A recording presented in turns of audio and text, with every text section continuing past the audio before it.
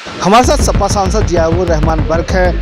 बर्क साहब, केंद्रीय गृह मंत्री अमित शाह ने वंदे मातरम न बोलने वाले सांसदों को लेकर के चेयरमैन को एक पत्र लिखा है और उन्होंने कहा है कि ये लोग परहेज कर रहे हैं। ऐसा क्यों?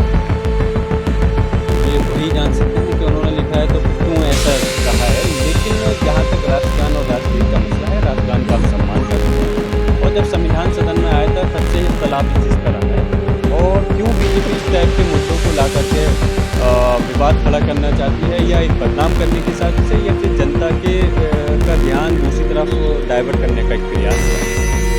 हम पहले कह चुके हैं कि हम चाहते हैं कि इस देश के जो मेन मुद्दे हैं उन चीज़ पे चर्चा होनी चाहिए, ना कि इस टाइप की बात ला करके लोगों का ध्यान बांटे। क्योंकि उस पत्र में ये भी लिखा हुआ है 2019 में आपके दादा शफीकुर रहमान बर्क ने भी वंदे मातरम सदन में बोलने से मना किया था और आज 2025 में आपने भी मना किया।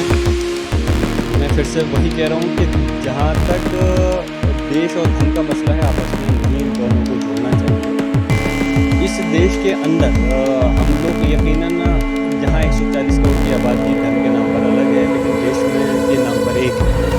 जहाँ मज़हब की आज़ादी ये मैंने अपने आप खुद नहीं की, हमारे संवैधानिक अधिकार है और इस टाइप की जब चीज़ है उसके अंदर कोई बड़ा इख्तलाफ है तो ज़बरदस्ती करने का प्रयास नहीं करना चाहिए और इस चीज़ को कोशिश करनी चाहिए कि इस प्रकार के मुद्दे नहीं लाएं जिससे कि आपस में दिमाग खड़ा हो या फिर लोगों का मेन जो चीज़ का क्लेश है वो मेरा सिर्फ नहीं तो सभी का ये मेरी मजहबी अधिकारी मेरे से क्या क्लेश है? वंदे मातरम को लेकर दिक्कत क्या है? हमें कोई दिक्कत नहीं है, हमें पूरे देश से कोई दिक्कत नहीं है, देश की किसी से दिक्कत नहीं है, हमें देश के हर एक व्यक्ति से और एक देश की हर एक चीज़ से प्यार है। सिर्फ अल्फाज में क्योंकि हमारे मज़हब के अंदर देश और दुनिया जानती है कि एक अल्लाह की इबादत है और इसलिए कि वो अल्फाज हैं तो इसमें दूसरी चीज़ के लिए हम इबादत के लिए शामिल नहीं कर सकते। मुझे आप बताइए कि क्या मुसलमान मज़हब के अंदर, इस्लाम के अंदर अल्लाह के अलावा क्या हम मुस्लिम समाज में ही या दूसरे हम किसी की इबादत करते हैं? जब हम मुसलमान में उसमें भी नहीं करते तो क्लैश सीधा सीधा एक ही चीज़ को लेकर है।